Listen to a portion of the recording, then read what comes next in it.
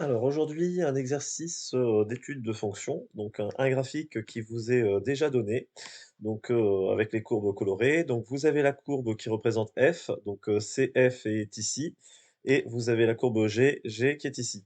Vous êtes prévenus que le jour du bac, vous pouvez rêver, hein, vous n'aurez pas de courbe colorée. Donc ce sera à vous d'identifier que cette courbe-là, c'est, CF, elle sera en noir et que celle-là, c'est CG, elle sera en noir aussi. Ne rêvez pas, ils n'auront pas fait un effort d'impression en couleur pour vous. Vous avez 3 questions qui sont indépendantes, donc question 1, question 2, question 3. La question 1, on vous demande de déterminer les coordonnées des points d'intersection de CF et CG. Alors, à l'œil nu, vous visualisez qu'il y a un point de coordonnées un point d'intersection ici de coordonnées 1 et un nombre que vous n'arrivez pas à lire. Pareil, il y a un point d'intersection ici en -1 et pareil, vous n'arrivez pas à lire l'ordonnée. Hors de question de faire du à peu près. Et donc là, ici, c'est absolument pas dit que vous devez faire par lecture graphique, donc vous allez devoir résoudre une équation. Pour chercher l'intersection entre la courbe f et la courbe g, il faut absolument que vous ayez l'équation f de x égale g de x. Vous allez remplacer ça très rapidement, l'équation n'est pas très difficile, de toute manière c'est la première question de l'exercice. X carré exponentielle moins x égale exponentielle moins x. Vous avez le exponentielle moins x de chaque côté, vous avez le droit de diviser par exponentielle moins x. J'ai le droit de diviser parce que exponentielle moins x est toujours différent de 0. Donc si je divise par exponentielle moins x à gauche, il va me rester x carré. Si je divise par exponentielle moins x à droite, il va me rester 1. X carré égale 1, vous savez que normalement il y a deux possibilités qui sont x égale 1 ou x égale moins 1. Ce qui est plutôt rassurant parce que ça confirme les valeurs que vous avez ici. Attention, vous n'avez que la valeur, en abscisse. On vous demande les coordonnées complètes. Du coup, pour avoir les coordonnées complètes, vous allez devoir calculer f de 1, donc f de 1 ou g de 1, ça marche aussi. Bon, f de 1. F de 1, c'est 1 au carré exponentielle, moins 1, donc ça fait exponentielle moins 1 tout simplement. Alors pas la peine de calculer g de 1, ça fait exactement la même chose et si vous calculez, f de, moins 1, vous allez vous retrouver, je vous embête pas avec le calcul, avec exponentielle de 1.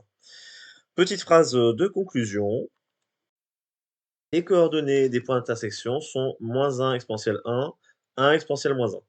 Bon, si jamais vous n'arrivez pas à résoudre cette équation, vous pouvez utiliser la lecture graphique pour dire que vous avez repéré que le x c'était 1 ou -1 et faire l'effort de calculer le y en utilisant l'une des 2 formules. Donc n'oubliez surtout pas la conclusion, c'est il faut absolument pas oublier le y dans votre réponse. À la question 1b, on vous demande d'étudier la position relative des courbes CF et CG. Alors, encore une fois, je pourrais regarder visuellement ce que ça donne. Là, ici, CF est au-dessus jusqu'à -1, elle est en dessous jusqu'à 1, et puis après, elle repasse au-dessus. Mais vous ne savez pas ce qui se passe par la suite. Peut-être qu'elle va redescendre en dessous. Donc attention, la lecture graphique ne suffit pas à répondre. Et bien entendu, on ne vous a absolument pas dit de répondre ici en utilisant la lecture graphique. Vous êtes obligé de l'étudier sérieusement. Alors, comment est-ce que l'on étudie la position relative de deux courbes? Il suffit simplement d'étudier la différence entre les deux. Si cette différence est positive, c'est f qui l'emporte et donc CF est au-dessus. Si la différence est négative, c'est G qui l'emporte et donc G est en dessous. Vous avez juste à représenter rapidement le calcul. Vous avez exponentielle moins x en facteur commun, ce qui est une bonne nouvelle parce que exponentielle moins x est toujours positif, et donc factoriser par exponentielle moins x vous simplifie le problème. Une fois que la factorisation est faite, vous n'avez plus qu'à faire votre tableau de signes. Donc ici, le signe de exponentielle moins x, je le mets quand même, c'est toujours positif. Ici, le signe de x carré moins 1. Et ici, le signe bilan entre f de x et g de x. Je le répète, vous avez une exponentielle qui est toujours positive. X carré moins 1, c'est un polynôme de second degré qui a au maximum deux racines. Vous connaissez déjà les racines, c'est -1 et 1. Vous les avez trouvées à la question précédente. Le bonhomme de plus haut degré, x carré, a comme un coefficient positif, donc du coup, vous êtes dans l'ordre plus, moins, plus. Vous n'avez plus qu'à faire le bilan, donc plus fois plus, ça fait plus, 0 fois quelque chose, ça fait 0, plus fois moins, ça fait moins, plus fois plus, ça fait plus, et j'oublie un 0 ici. J'ai plus qu'à faire ma conclusion. F l'emporte entre moins l'infini et moins 1 et entre 1 et plus infini, donc CF est au-dessus de CG sur moins l'infini moins 1, union 1 plus infini. Vous faites la phrase contraire, F est en dessous de CG sur l'intervalle -1, 1. Donc vous remarquez qu'ici les crochets sont tournés vers l'intérieur, J'ai considéré que l'intersection, correspondait à être, à la fois au-dessus et en dessous.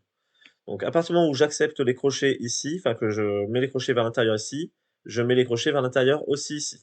Si jamais vous voulez exclure l'intersection, vous devez l'exclure pour les 2 cas. Bon, vous inquiétez pas, on vous sanctionnera pas sur une petite erreur comme ça, mais il vaut mieux être cohérent dans ce que vous faites. On arrive sur la question 2. Donc, on vous dit qu'on va se limiter à l'intervalle -1, 1. Surprenant, vous retrouvez les valeurs -1 et 1.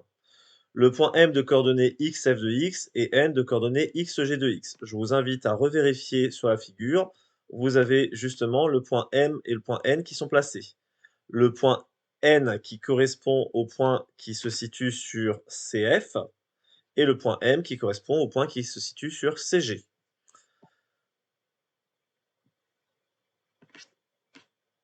Et du coup, là, ici, normalement, il y a une petite inversion sur la figure, si je dis pas de bêtises. Donc, oui, je viens de vérifier. Normalement, le point M, c'était celui pour g de x et le point N, c'était celui pour f de x.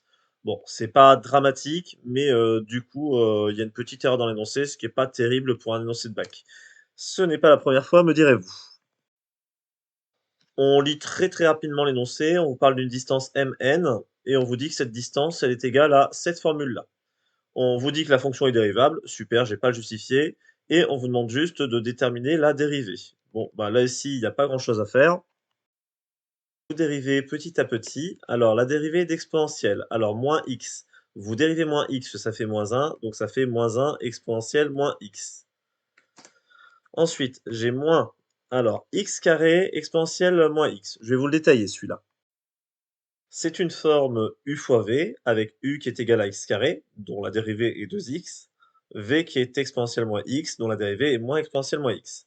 Attention, dérivée de u fois v, la formule de la dérivée c'est u'v plus v'u. Ne confondez pas avec la formule u sur v.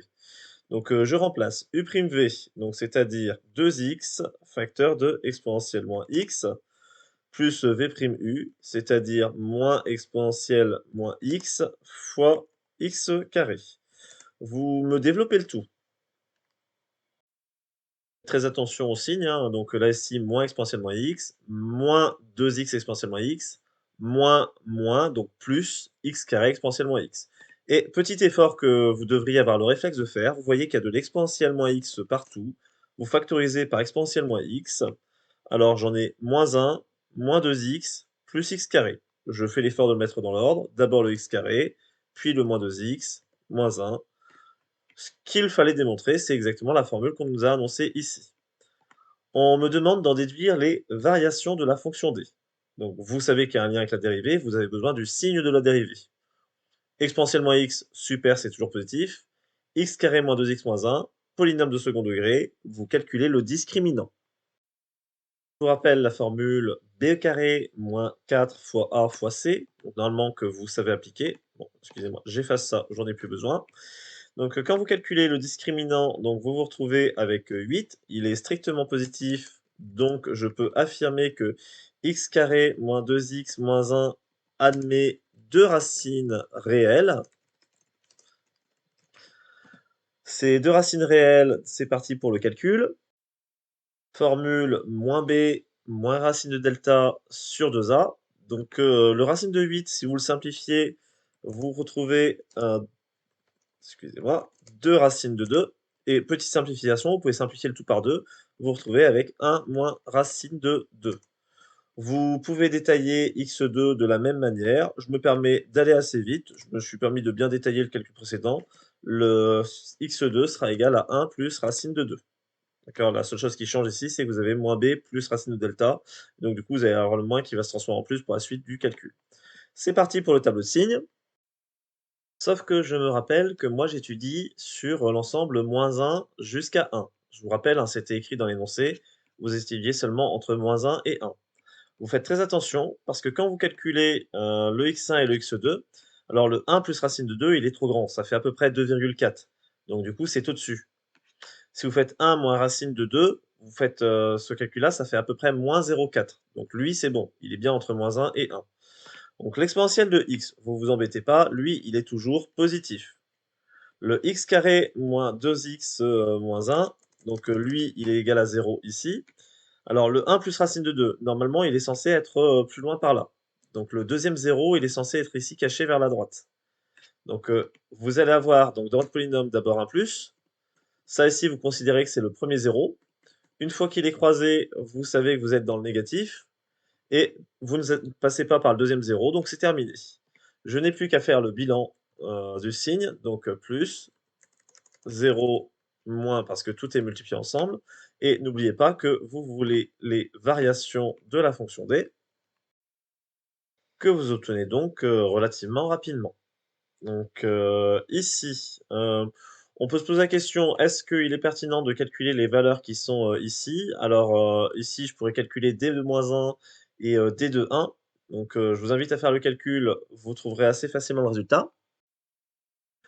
Ils font, tous les 2 0 parce que je vous rappelle que d représente la différence entre la fonction f et la fonction g. D'accord? Je rappelle ici, d, c'est censé être la différence entre ce point M et ce point N. Donc quand vous êtes en -1, vous êtes à l'intersection, donc là, ici, ça fait 0. Quand vous êtes en 1, vous êtes à l'intersection, ça fait 0 aussi.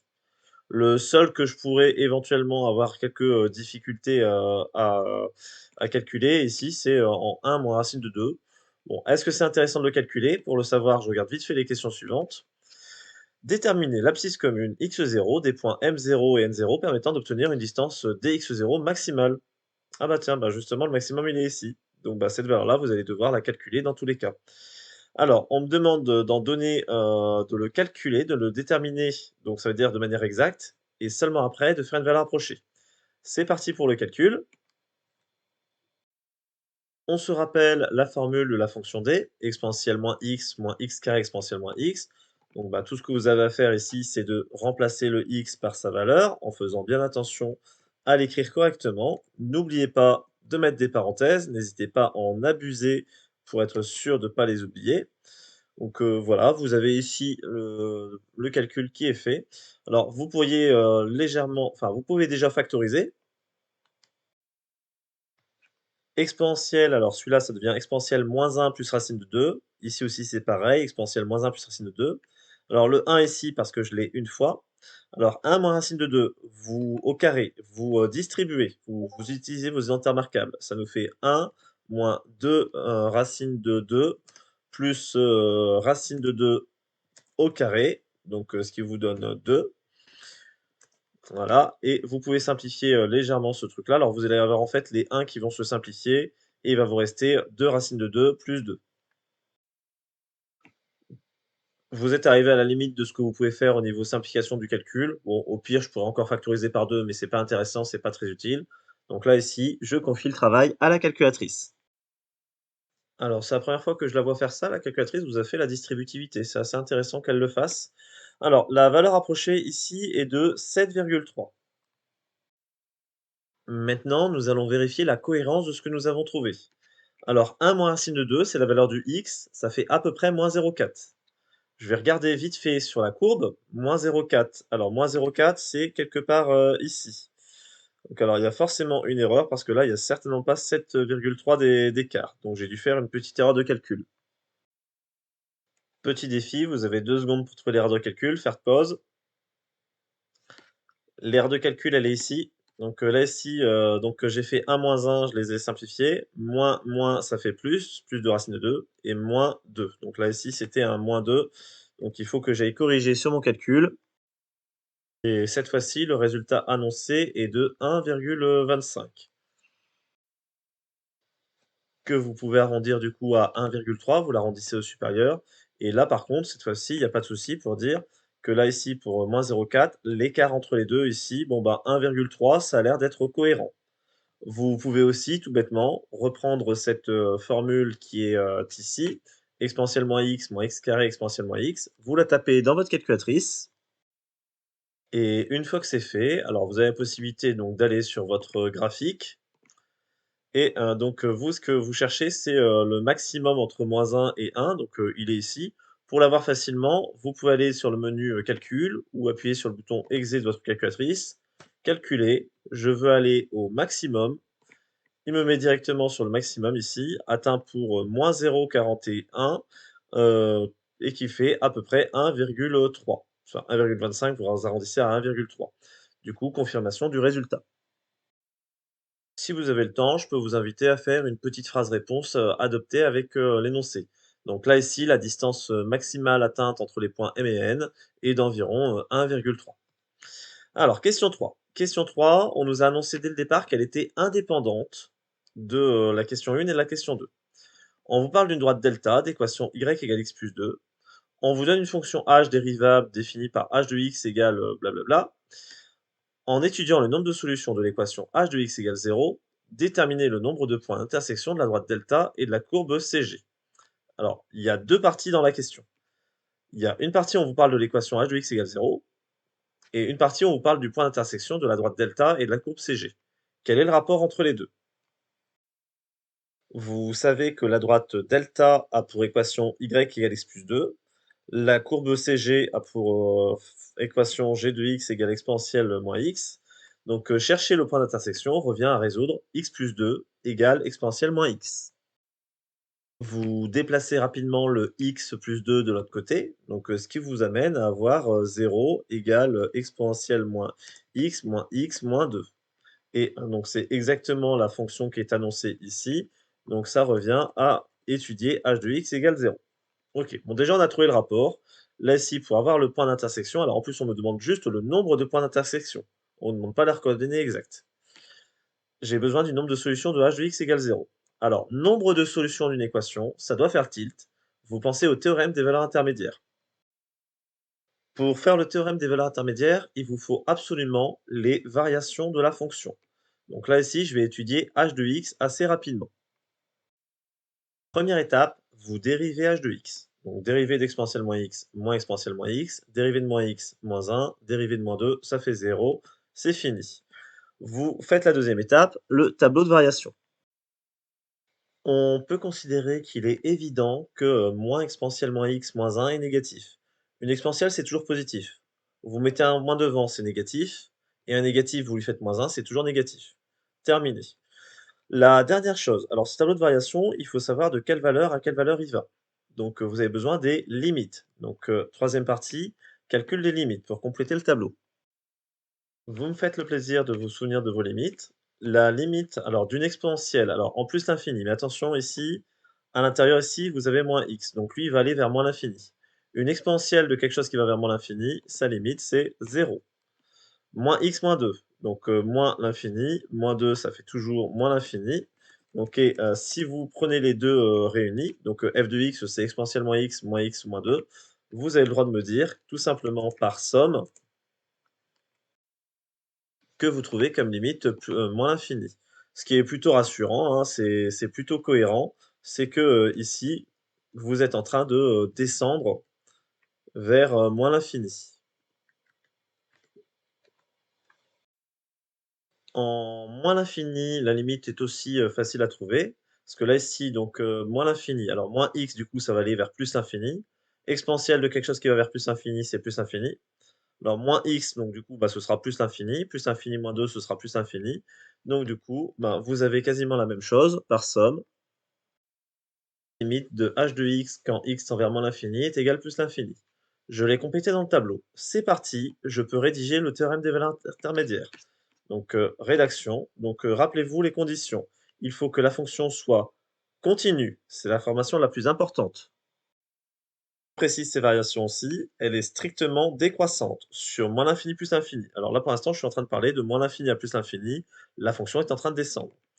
À valeur dans. Donc, où se trouvent les valeurs? Donc là, ici, je vois que ça descend de plus l'infini jusqu'à moins l'infini. Donc, je vais l'écrire dans l'ordre. Donc, les plus petites vont être du côté de moins l'infini jusqu'à plus l'infini. Moi, je rappelle que l'équation que je veux résoudre, c'est h de x égale 0. Ben, justement, le 0, il est dans les valeurs possibles. Conclusion, en appliquant le corollaire du théorème des valeurs intermédiaires appliqué aux fonctions strictement monotones, je rappelle, le théorème des valeurs intermédiaires vous assure qu'il y a des solutions. Le fait de parler de fonctions strictement monotones me permet d'assurer que ce sont des solutions uniques sur l'intervalle étudié. Donc là, ici, l'équation h de x égale 0 admet une unique solution qui se trouvera sur l'intervalle moins l'infini plus l'infini. D'accord? Donc, résumé, j'ai Un nombre ici que je connais pas, qui s'appelle alpha, qui me permet d'avoir 0 ici avec la fonction h, et j'en ai qu'un seul. Si j'ai qu'une seule solution à mon équation h de x égale 0, ça veut dire que je n'ai qu'un seul point d'intersection.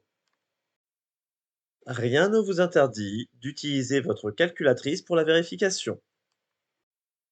Je demande à la calculatrice de me représenter la fonction exponentielle moins x, donc ça c'était g de x dans l'énoncé, et la fonction x plus 2, y égale x plus 2. Je vais regarder vite fait sur le graphique ce que cela donne, et je vois bien qu'il n'y a qu'un seul point d'intersection.